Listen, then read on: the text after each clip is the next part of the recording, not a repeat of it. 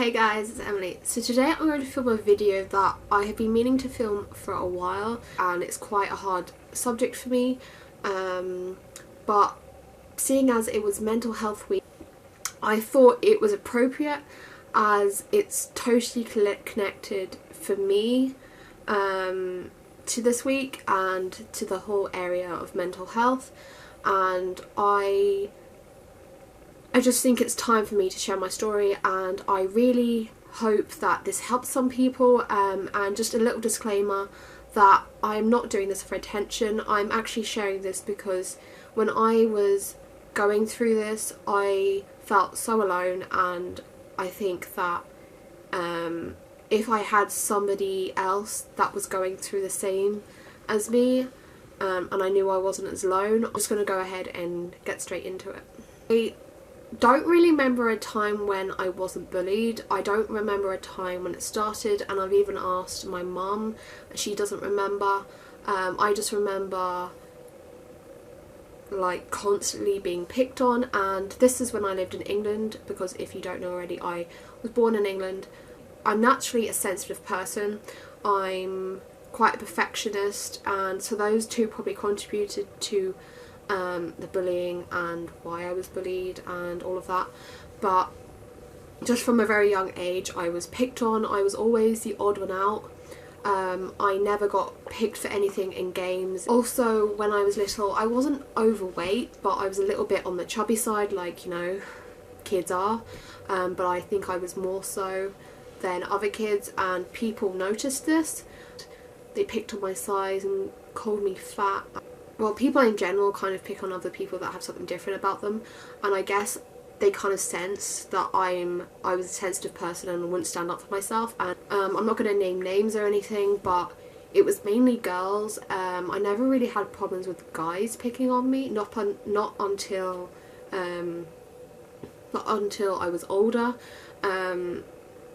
But yeah, it was mainly girls in my class picking on me and calling me names, picking on my size, calling me fat, overweight. I got called a whale a couple of times. I really hated going to school, and I remember a couple of times, because I was so eager to be friends with people, I would literally do anything, because all I wanted, I'm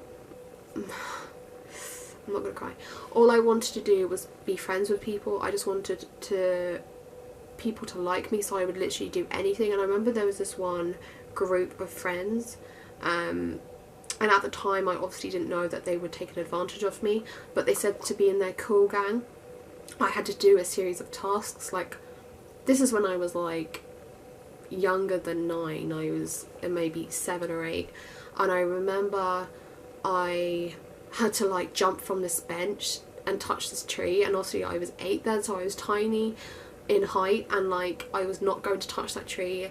And it sounds stupid now, but they were just laughing at me and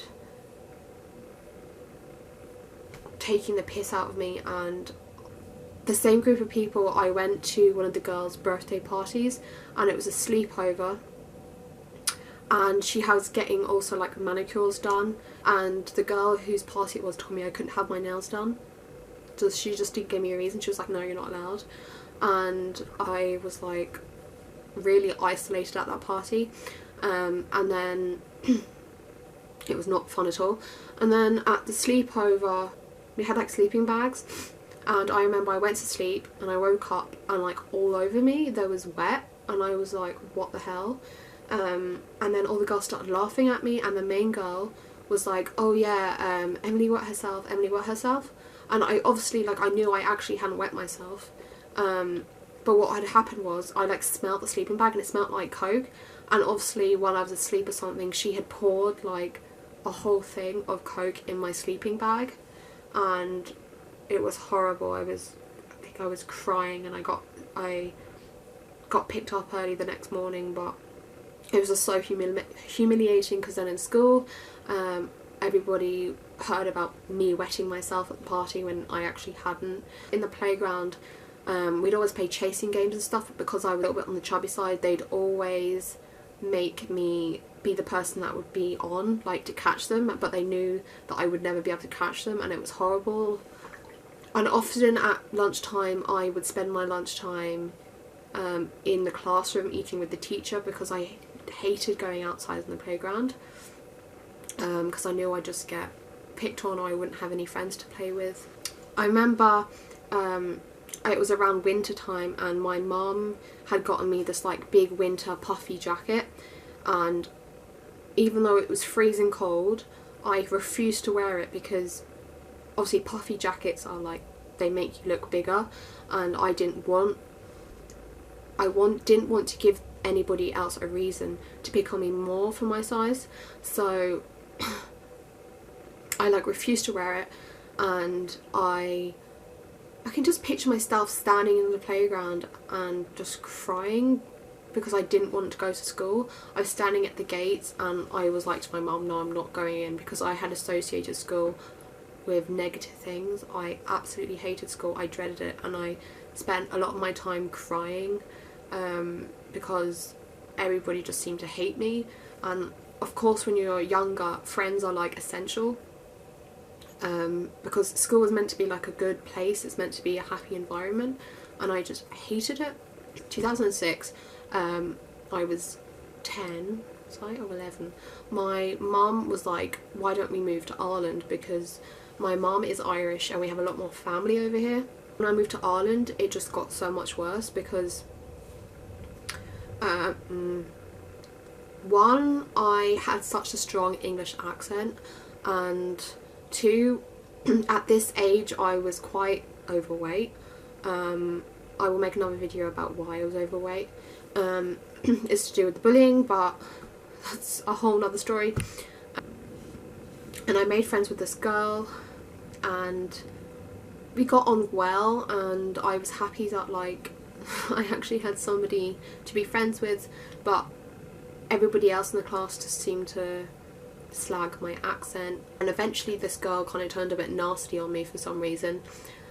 And we had MSN back then, and one day she told me to just go and drown myself, and I will forever still hate this girl for that, and I'm not going to mention names and I don't really care if she sees this, but it really affected me because I probably didn't show it. Like, even though I was like miserable inside, I didn't show it. I think I was more, back then I was kind of I used to joke around and stuff and make jokes, and nobody really saw that, so she probably thought the comment didn't affect me, but it really did. And I remember crying to my mum, and I think I was like 12 or 11 or 12, and I just remember crying to my mum. So I just kind of dealt with that, and after a while, because of the bullying had been going on for so long, I just kind of stopped crying when things happened. I didn't really deal with it, how I was feeling, and I also felt like the bullying was my fault.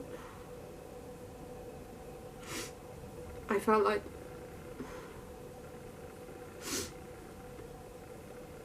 the bullying was my fault, because no matter how much I did to change myself, I tried to act a different way and, you know, hide my size and try and be liked. I literally did anything to be friends with people, and it never changed, so I thought that I was the problem. MSN chat thing continued, and there was also a classroom group chat of like all the people in my year, and obviously I was in it, and I don't know how I came up as a topic specifically, but people were calling me an English whale on the MSN chat, and I think one person stood up for me, and I did cry a little bit over that, but then, like I said before, I just went a bit numb to it, and I never really dealt with how people had been treating me. And then I went to secondary school, and this is where things started to get a bit better. Obviously people are more mature, and I had less of an accent because there'd been 4 years between from when I, there'd been 2 years from when I moved and started secondary school, and I wasn't as big, so people didn't slag me for my size, and it was just the accent. So the bullying stopped in second year, which was like 6 years ago, so I haven't really been bullied because I'm 20 now. I haven't really been bullied in 6 years. I do get the odd slagging about my accent, but because of the bullying I've kind of built up a bit of a resilience towards it now. Like, I don't take shit from people. I don't know what else to say. Like, it did affect me and it was horrible. And anytime I talk about it or think about it or see those people, because I still see them, and anytime people talk about primary school, I just like curl up into a little ball, because it's not a fun time for me. My childhood was not a fun time in general. What I think is important about my story is about the effects after it, and that's a whole separate video that I am planning on making, because even because the bullying was awful, the years after the bullying had stopped were even worse, and I think I will make a video on it. I'm not really sure, it depends how much of a response this video gets. If you want to know kind of what can happen after bullying, I will make a video on that. And like I said, I hope this video helps somebody at least to know that they aren't alone in bullying, and that they can come out the other side of it. So yeah, I will see you guys next time. Bye.